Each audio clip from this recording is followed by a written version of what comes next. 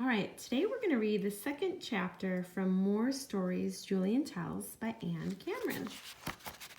This one is called I Learn Firefighting and is split into three different parts. The first part is called I Wish for Smokey the Bear.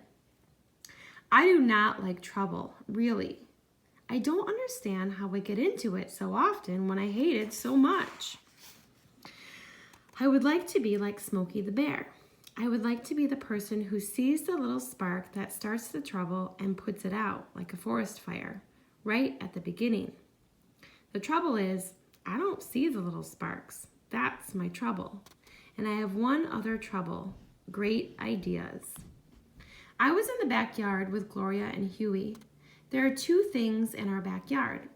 One is a swing that is the best in town. My father used a ladder to hang it in the great big tree. When I sit in this swing and look straight up, it's like looking to the roof of the world.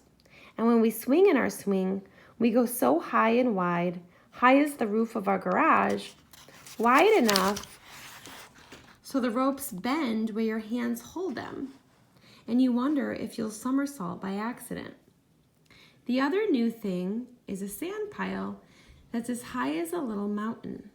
Gloria and I build mining towns and rivers and bridges and roads there. We pretend we're digging for gold on the planet Arcturus. Everything used to be peaceful. We swung a lot. We made a lot of towns in the sand pile. But then one day I got an idea. I was swinging. Huey and Gloria were standing by the tree. I could see the sand pile almost under me. I checked to make sure there were no trucks in it. Then I pushed off from the swing. It was like flying. There was a minute when I was sitting still in the air. Then it was like parachuting.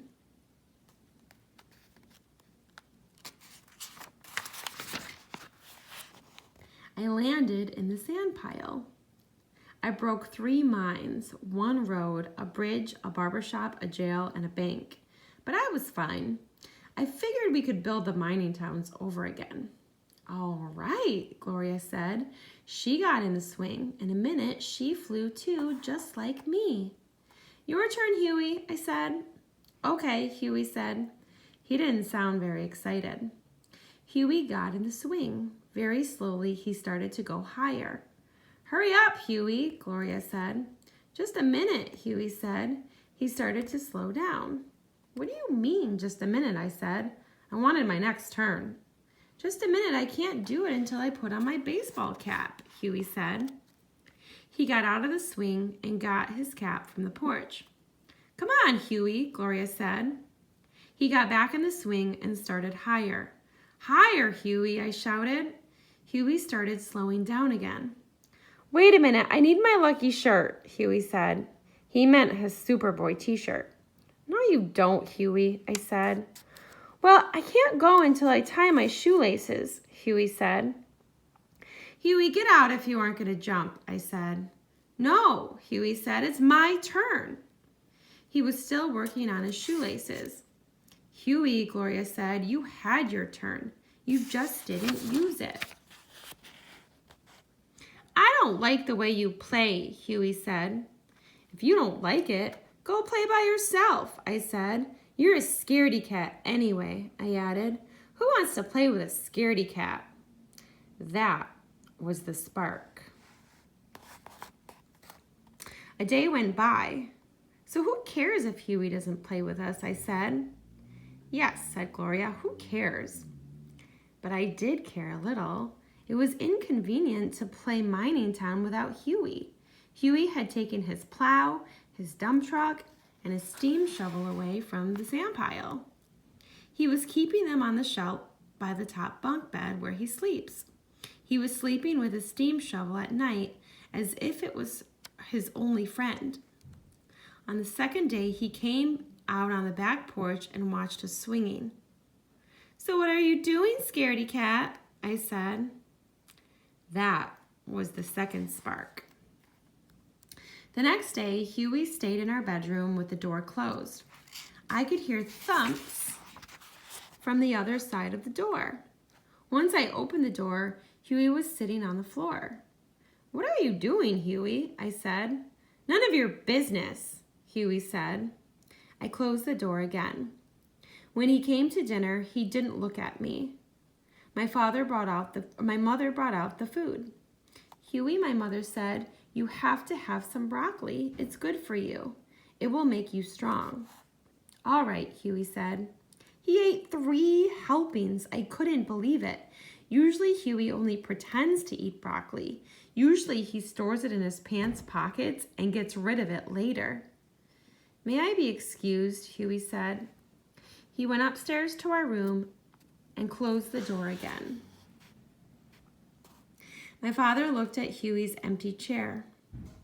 "Seems like something strange is going on around here," my father said. He had those dangerous yellow lights in his eyes.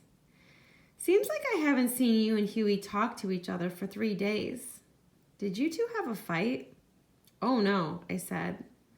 "No?" my father repeated. "Really?" I said. And just then, there was a huge crash like a tree falling above us. In a second, Huey came walking very stiffly down the stairs like a soldier on parade. Blood was coming from his nose. His lip was cut. One side of his face was swelling. "Huey," my mother said, "are you all right?" She went running to him. "I'm all right," Huey answered. He kept walking right by us on his way to the kitchen. "I just need a Kleenex." "You need more than that," my mother said. "You need an ice pack. You need a bandage." She followed him into the kitchen. "Julian," my father said, "something tells me the situation has something to do with you." I couldn't say yes. I couldn't say no. "Maybe," I said. "Maybe," my father said. I wish I was a Smokey the Bear person. I wish I knew trouble before all of a sudden it felt like a fire in my feet, my hands, my heart, my soul, my brain. Superboy and me. I could hardly see Huey. Huey could hardly see. He had a Kleenex under his nose. He had a washcloth full of ice against his face. Every now and then he moved the washcloth and an ice cube fell to the floor, rattling like a marble. We were standing in front of my father and mother.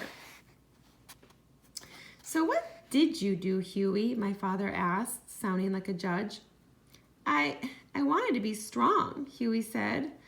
I wanted to be Superboy, so I was getting strong. I did sit-ups, I did push-ups, I ate broccoli.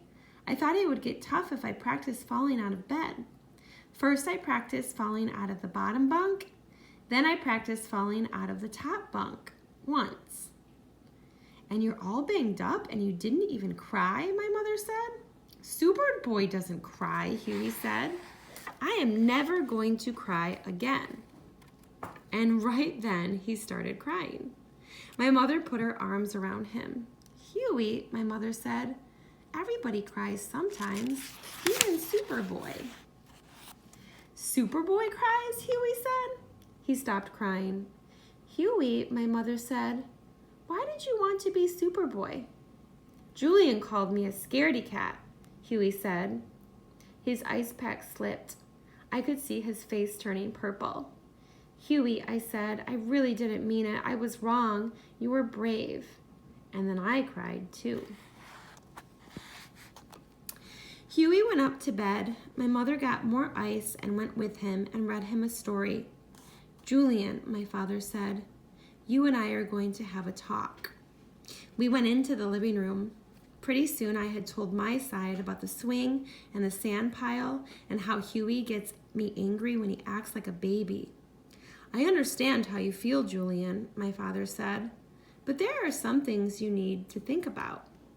I waited to hear how I was careless and how I got Huey in trouble, and I waited to hear what punishment I was going to get.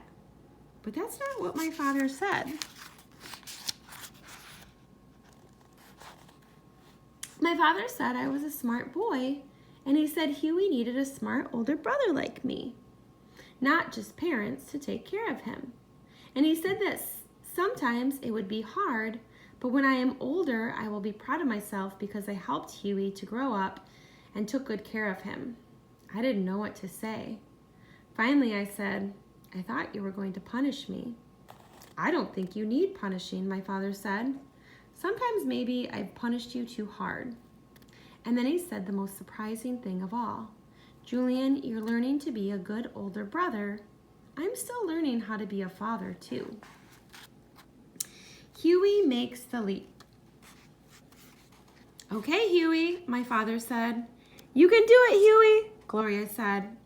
Huey had on his lucky t-shirt. He had his shoes tied. He had on his baseball cap. His feet were aimed for the sand pile. Bail out, I yelled. Huey pushed off from the swing.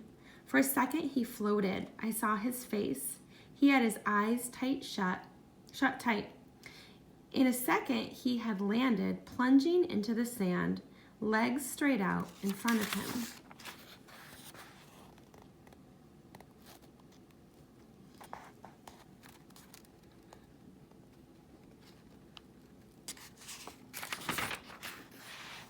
A record, Gloria said.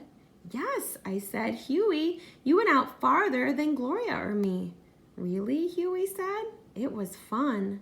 More fun than falling out of bed, my mother said. How did you do it, Huey? Gloria asked.